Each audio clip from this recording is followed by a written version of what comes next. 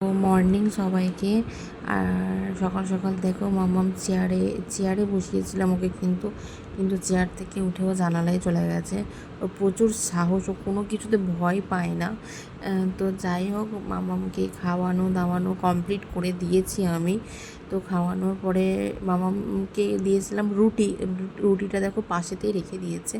তারপর ওকে দুপুরে খাইয়েছিলাম chicken stew. এই ফার্স্ট টাইম কিন্তু মাম্মামকে চিকেন দিয়েছি আমি।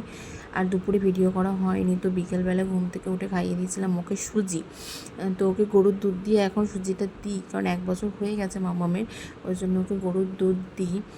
তারপরে মাম্মামকে খাওয়ানো দাওয়ানোর পরে মাম্মাম দেখো আমি ওকে রেডি করবো বলে ঠিক করছে, আর দেখছি আমার মায়ের হেডফোন নিয়ে এখন ও খেলা করছে। তারপর মাম্মামকে খাইয়ে মানে দোকানে নিয়ে চলে গিয়েছিলাম পাপার কাছে। আর দেখো পাপার কাছে যাবে বলে ও মানে আমার কাছে একদমই থাকতে চাইছিল না, কারণ ও পাপার কাছে যাবে। তারপরে আমার পাপা কিন্তু বুঝে নিয়েছে যে নেহা ভিডিও করছে, মানে আমি ভিডিও করছি। ওই জন্য আমার মামাকে বলছে, দেখো দেখো তোমার মা ভিডিও করছে, তাকাও এইদিকে তাকাও। আর এইটা হচ্ছে আমার ছোট ফুপুর ছোট ছেলে। আর পাপার দোকানে বেনারসি কালেকশন দেখতে পারো, আরও ছিল, সেগুলো তুলে দিয়েছিল বলে আর ওগুলো ভিডিও করা হয়নি। যেটা ছিল সেটাই আমি ভিডিও করেছি। আর মামাম দেখো এদিকে পেন নিয়ে খেলা করছে। আর আমার ভাইয়ের বাইকে চাপবে বলে মাম্মাম কান্না করছিল বলে ওকে বললাম একবার চাপা। আর এইদিকে দেখো ডগিগুলোকে বিস্কুট খাওয়ানো কমপ্লিট হয়ে মাম্মামকে রাত্রে ডিনার কমপ্লিট করে মাম্মাম হাঁটছে।